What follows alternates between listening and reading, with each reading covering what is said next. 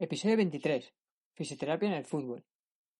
Muy buenas, bienvenidos fisios. En el episodio de hoy os respondo junto con Omar y Aser a 10 preguntas que nos solemos hacer los que nos dedicamos a tratar a futbolistas muy frecuentemente o que nos suelen hacer llegar los que quieren llegar a hacerlo algún día. Ha sido muy interesante ya que aunque los tres tratamos con futbolistas, lo hacemos desde diferentes esferas. Aser Donado, haz fisio en Instagram, es fisioterapeuta de toda la escuela del Zamora Fútbol Club, por ejemplo. Tiene a más de 150 jugadores de diferentes categorías y niveles bajo su supervisión. Una situación que seguro que bien conocéis muchos de vosotros. Omar, en cambio, dedica la mayor parte de su tiempo laboral a pasar consulta privada en su propia clínica. Pero por su pasado futbolista tiene la suerte de atender a bastantes futbolistas de élite y semiprofesionales. Y yo, como ya sabes, actualmente trabajo como fisio de la selección china sub-16 de fútbol a tiempo completo. Y nada, ahora que ya nos conoces y ya sabes quiénes somos, te dejo con el episodio. Bueno, bienvenidos a Ser Omar y mil gracias por aceptar la invitación para estar en el podcast del Millennial Fisio. Como os he comentado anteriormente, es la primera vez que somos más de 2 personas por aquí, así que para facilitar la grabación y que no nos chafemos la voz entre nosotros, os iré dando paso para contestar. Así que vamos allá y antes de empezar con las preguntas, me gustaría que para romper un poco el hielo nos pusierais un poco en contexto. Así que empezamos contigo a ser, ¿de dónde viene tu interés por el fútbol y cómo llegaste, ¿no?, a estar en este mundillo de la fisioterapia y el fútbol? Buenas, yo soy Aser y la verdad es que mi interés por el fútbol empezó hace bastantes años, o sea, llevo bastante tiempo jugando al fútbol de joven y demás, jugué en dos equipos.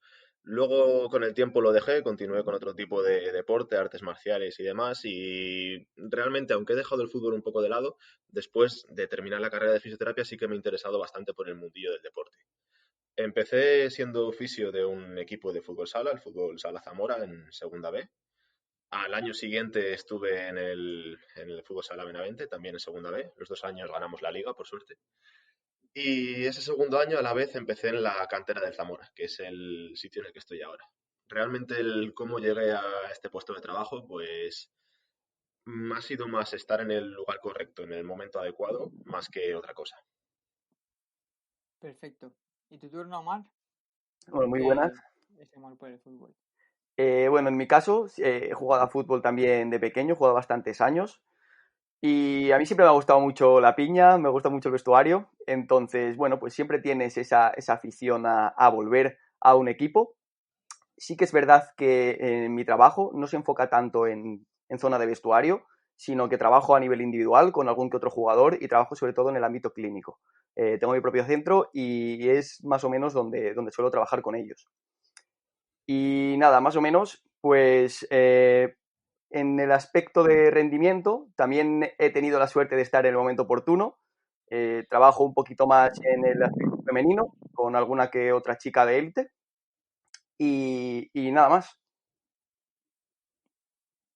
Listo, perfecto. Bueno, pues como ya sabéis, he seleccionado 10 preguntas de todas las que nos hicieron nuestros seguidores y demás en redes sociales. Y para que compartáis turno de palabra, las primeras 5 empezará contestando a Ser y Omar aportará. Y para las últimas 5, al contrario. Así que a Ser, empezamos con la primera pregunta y es, ¿qué haces con todos esos jugadores que solo quieren masaje o solo vienen pidiendo masaje? Esta pregunta es más complicada de lo que parece de primeras. Realmente el masaje puede tener su utilidad, puede tener su momento, digamos, pero sí que es cierto que querer solo masaje nos va a ayudar más bien poco. De forma objetiva, si hablamos de una lesión o si hablamos de simplemente fatiga y demás, sabemos que el masaje no va a tener una recuperación objetiva en el sujeto. Sin embargo, puede que a nivel subjetivo sí que le pueda ayudar hasta cierto punto. Y esto en el rendimiento en algún momento puede ser interesante.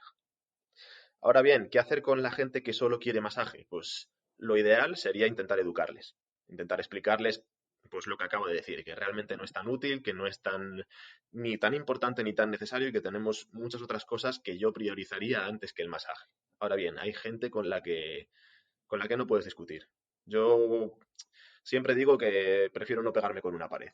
Si hay gente que no atiende razones y que solo quiere un masaje y ya está, pues hablando de un trabajo en un equipo, digamos, más o menos profesional, hasta cierto punto vas a tener que tener contentos a los jugadores, porque de ello en parte depende tu puesto de trabajo también. Entonces, si ves que no entra en razón, oye, dale un masaje. Por un par de minutos tampoco vas a perder mucho. Mientras sepas que estás haciendo otras cosas o por lo menos consigas convencerle para hacer otras cosas que sabes que sí que le van a ir bien, o mientras puedas hablar con el resto del cuerpo técnico para gestionar esa fatiga o el entrenamiento de ese jugador, porque le des un masaje tampoco va a pasar nada. Totalmente, al final es un poco gestión del ego. Del ego. Hmm. Bueno, Omar, ¿algo que añadir?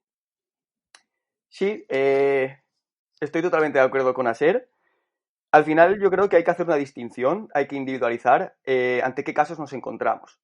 Es decir, te vas a encontrar con el típico jugador que te va a pedir un masaje de descarga, simplemente porque pues nota esa sensación de piernas cansadas, de fatiga, y te vas a encontrar con ese típico jugador que ha tenido una lesión.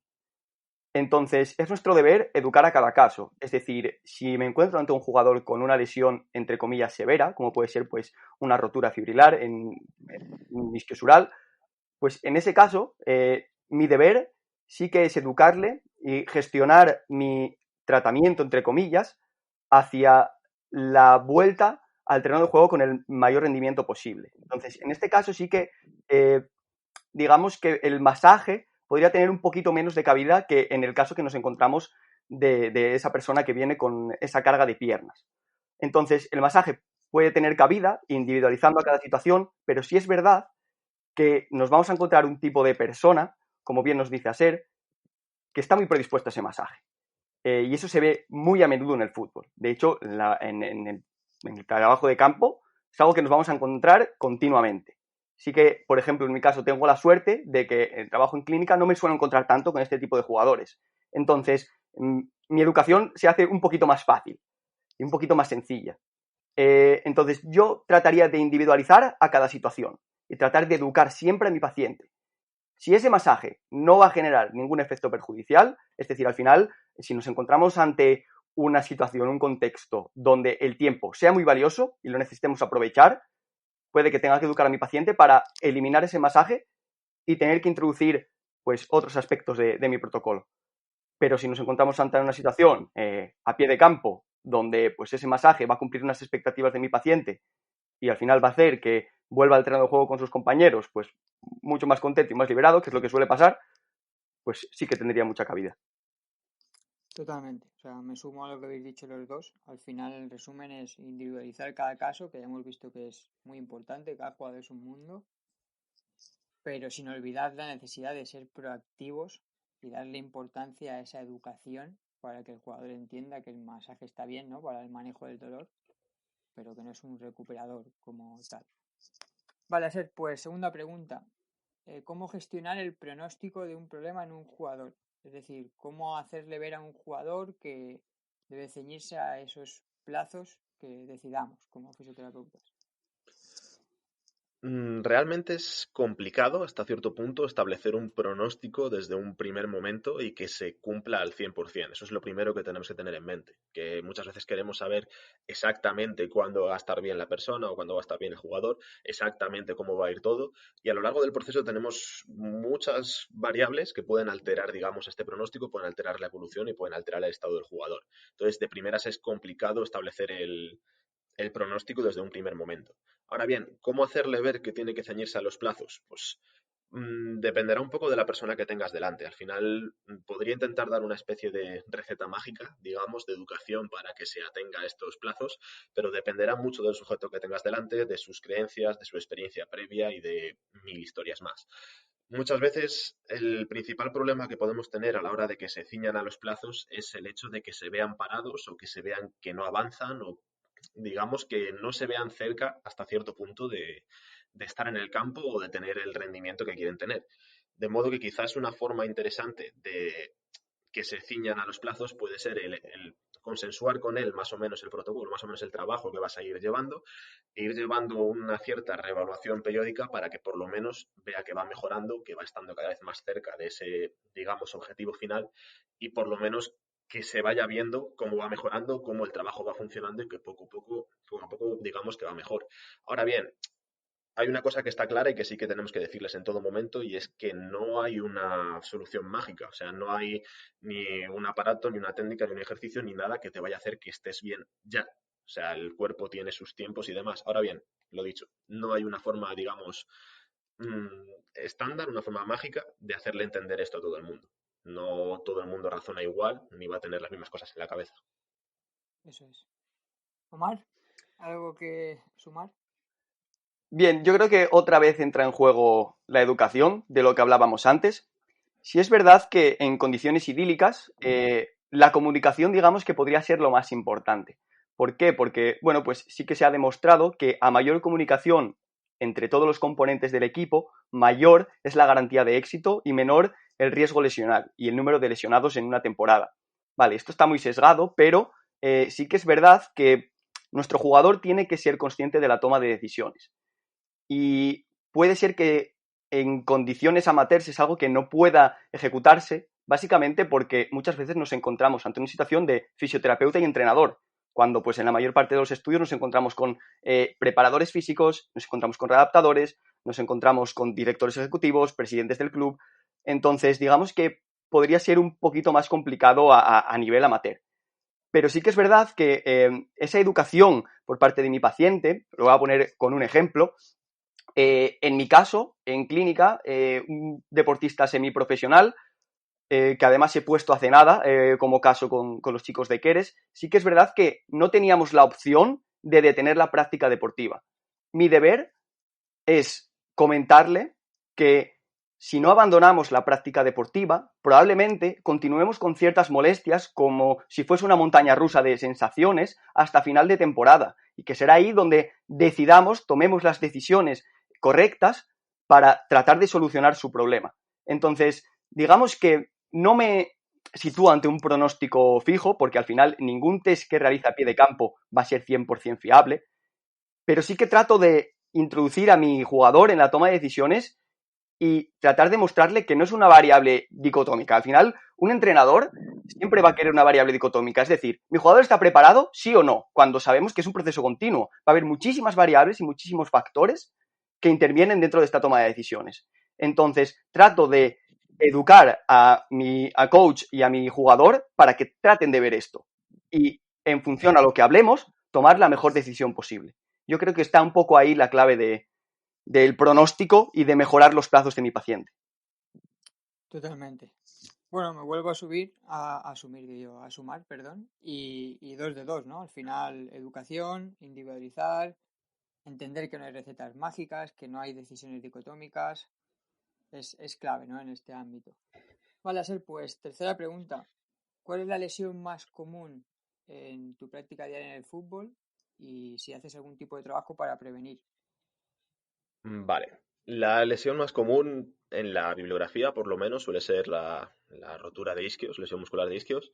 Sin embargo, yo lo que más he terminado viendo como lesión, digamos, ha sido más problemas a nivel de tobillo, sobre todo esguinces de tobillo y demás.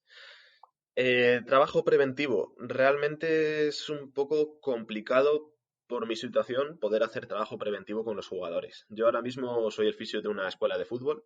Tengo, creo que son 170 chavales y está un poco complicado ir haciendo prevención uno por uno. O sea, en este caso sí que lo tengo un tanto difícil. No es lo mismo que si estuviéramos en una situación de un fisio para un solo equipo, que aunque tengas a 20, 22, 25 jugadores, pues podrías por lo menos intentar plantear un cierto trabajo. Depende un poco de cómo se gestione con el preparador o demás.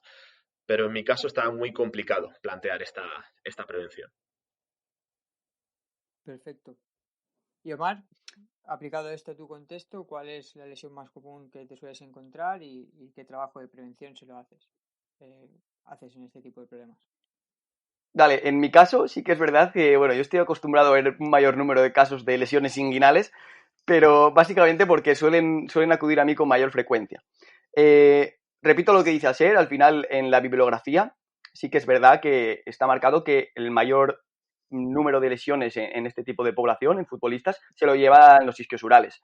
Al final, por la demanda que tiene el juego, de hecho, se ha visto en algunos estudios que cuando comparamos parámetros de recuperación, observamos que los isquios tardan bastante más en recuperarse que los cuádriceps, por ejemplo, un grupo antagonista. En este caso, justo por esa mayor demanda de sprints, aceleraciones, deceleraciones que tiene el juego. En mi caso, no suelo ejercer prevención, para ser un poquito ya más sinceros. Te voy a poner una analogía para que lo entiendas. Es como si le preguntases a un mecánico qué coche comprar. Realmente está tan acostumbrado a ver coches estropeados que no te sabría decir a ciencia cierta qué coche comprar. Pues un poco me pasa a mí de forma similar. Estoy tan acostumbrado a tratar a gente que acude con ciertas molestias que lo que puedo decirte a nivel de prevención es sobre todo a nivel científico. No suelo aplicar protocolos desde mi propio campo. Entonces, a nivel científico, sí que es verdad que no sé si seremos capaces de prevenir como tal, si podemos disminuir riesgos de lesión, sobre todo en el fútbol, por la intermitencia de este deporte. A nivel de isquiosurales, si podemos decir algo, es que sabemos que la adaptación a las demandas de ese deporte va a ser, digamos, el determinante, la clave. Es decir, si sabemos que mis isquiosurales se van a lesionar, sobre todo durante la última fase de swing de un sprint, sprinta. Que eso es algo que no tenemos, digamos, tan interiorizado. Tendemos a realizar una serie de protocolos fuera de campo, como pueden ser pues excéntricos, que se han puesto muy de moda, Nordic, protocolos, etcétera, etcétera, y nos estamos olvidando de lo importante, que es, ¿quieres prevenir en fútbol? Haz fútbol. Que yo creo que, digamos, que podría estar la clave ahí. Muy de acuerdo. Bueno, pues yo creo que salen dos reflexiones muy interesantes de vuestras respuestas en las que estoy totalmente de acuerdo. La primera, como ha dicho Ser, es que no siempre en nuestro contexto es tan bonito como para aplicar todo lo que nos enseñan. Muchas veces nos tenemos que adaptar mucho a nuestro ámbito de trabajo y no nos permite hacer una serie de cosas. Y la segunda que has explicado tú más, Omar, es que para empezar, cuando hablamos de prevención, deberíamos ser un poco más precavidos, porque muchas veces no podemos hacer correlaciones lineales de, mira, hago este ejercicio y ya seguro que voy a prevenir. La prevención realmente no existe como tal. En todo caso, deberíamos hablar, ¿no?, de reducción de lesiones, y que no debemos olvidar, sobre todo, los aspectos tan básicos como el que tú has comentado, de, oye, pues si se está viendo que la mayoría de veces el jugador rompe jugando y corriendo, pues no va a haber un mejor trabajo preventivo que corra y que juegue. Así que muy de acuerdo. Vale, Aser, pasamos a la cuarta pregunta, y es, ¿qué criterios utilizarías o utilizas para separar la función del fisio y del preparador? O sea, ¿en qué momento el jugador pasa de ser competencia tuya a competencia del preparador? Realmente, si habláramos de un caso idílico, digamos lo ideal, no creo que fuera separar tanto la función de uno y de otro, sino que lo suyo sería trabajar más bien en conjunto. Al final, muchas veces no tenemos el suficiente conocimiento con respecto al ejercicio nosotros como para plantear toda la readaptación, digamos, bien. Y yo creo que un readaptador o un preparador pueden tener también un cierto papel desde el principio. Desde mi punto de vista, lo ideal sería trabajar juntos. Ya digo, plantear todo el trabajo juntos y demás. Cada cual puede que con sus herramientas y en su momento, pero desde un inicio podemos estar trabajando los dos. A nivel personal, con mi experiencia, la mayoría de los equipos que tengo ahora mismo no tienen como tal un preparador claro o un redactador, digamos. Entonces muchas veces me toca comerme casi todo el marrón, digamos, entre comillas, a mí. Pero eso, no creo realmente que hubiera que intentar establecer una barrera, digamos, sólida entre los dos, sino que debería haber comunicación, trabajo combinado de ambos. Y además, incluso si quisieras establecer esta barrera, no creo que fuera algo sólido, sino que quizás sea algo más dinámico, que pueda ir entrando paulatinamente uno u otro. Pero bueno, lo dicho, yo trabajaría desde el inicio con los dos. Perfecto. Omar, ¿algo que añadir? Estoy totalmente de acuerdo con Aser y al final, por poner un caso un poquito distinto, en mi caso sí que trabajo un poquito más con preparadores, los incluyo dentro de la toma de decisiones. Para mí algo también muy relevante, como comentaba antes, la comunicación entre todos los miembros, va a resultar detonante y va a ser clave para disminuir este riesgo lesional consiguiente. Entonces, digamos que cuando yo tengo a mi propio paciente, digamos que en ciertos clubs, sobre todo hablando ya más a nivel semiprofesional, se realizan ciertos test a inicio de temporada. Yo toda la información que obtenga va a ser clave también para afrontar el proceso de vuelta al campo.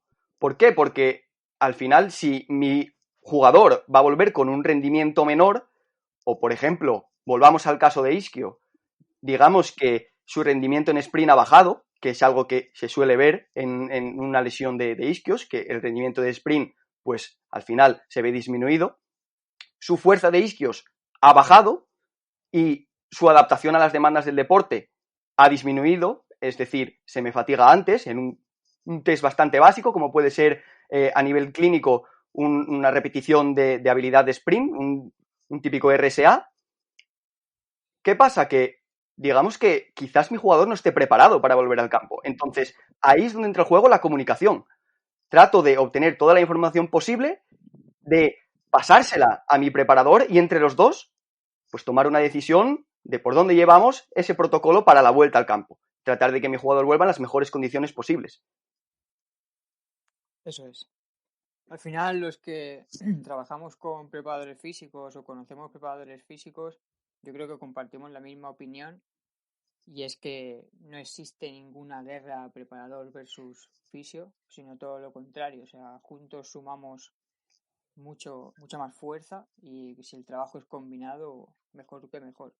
Yo siempre suelo decir que por estos contextos que comentábamos anteriormente, donde muchas veces nos vemos forzados a trabajar solos, entiendo que hayan profesionales que acaben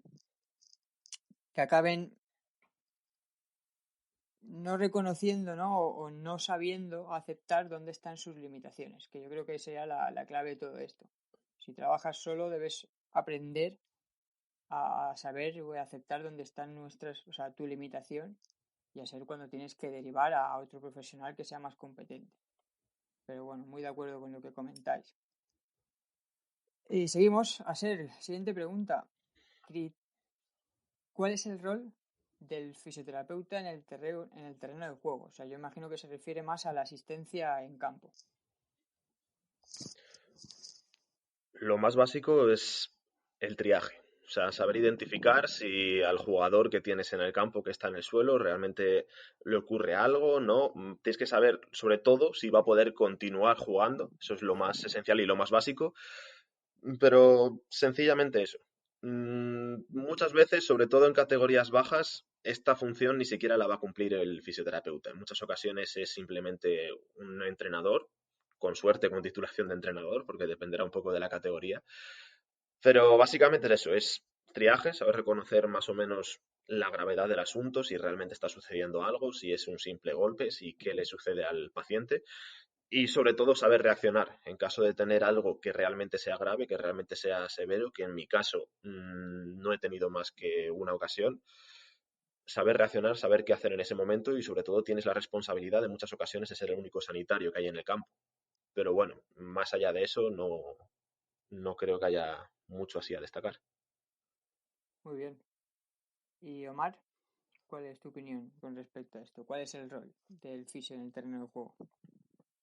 En mi caso sí que es verdad que no es una situación habitual, de hecho solo he estado un año en un club y sí que es verdad que al final podríamos dividir el proceso, digamos, en una serie de fases. Al final podríamos dividir una fase precompetición, intracompetición y poscompetición.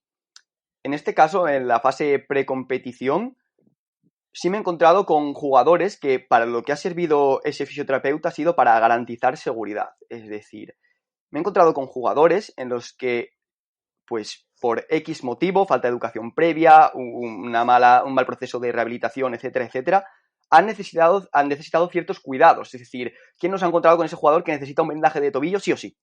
Tu deber es educarle, pero es que ese jugador lleva jugando con ese vendaje, pues, 4 o 5 años y es muy difícil que ahora mismo, pues, seas capaz de quitarle esa idea de la cabeza. Pues, en ese aspecto, digamos que el fisio garantiza seguridad. ¿Por qué? Porque sabes que si ese jugador va al terreno de juego sin ese vendaje, probablemente la inseguridad no le permite rendir al 100%. Entonces, bueno, pues por poner un caso un poco práctico, para observar un poco estas medidas, podríamos decir ese. Intracompetición, pues estoy un poco de acuerdo con Aser. Al final, a no ser que tengas algún proceso severo, tampoco tenemos una función muy relevante a pie de campo. Sí que es verdad que debemos conocer, y para ello es necesario actualizarse, muy importante, debemos conocer ciertos procesos lesionales para conocer en el campo si nuestro jugador tiene luz verde, amarilla o rojo, ese típico semáforo. Entonces, digamos que necesitamos una actualización siempre, científica sobre todo, en ese aspecto, para conocer los aspectos determinantes de una lesión. Y al final, en el postcompetición, pues digamos que una función informativa. Siempre habrá algún jugador que te comente ciertas molestias, etcétera, etcétera, pero nada fuera de lo común y para mí no una función muy, muy relevante ni muy costosa. Totalmente. Yo creo que sí que es algo muy importante lo que ha comentado Aser de saber hacer ese triaje para saber si el jugador está disponible para seguir jugando. Ya no solo a nivel de salud para el jugador, sino también enfocado al rendimiento, porque muchas veces nos va a ser, o sea, va a depender de nosotros decidir si ese jugador va a seguir jugando o no. Y puede que tenga un rol muy importante en el terreno de juego y de nosotros dependa que el equipo se quede sin ese jugador. Por lo tanto, tanto enfocado desde el ámbito de la salud como el rendimiento, yo creo que es un rol que, como ha dicho Aser, supone mucha responsabilidad y que es importante.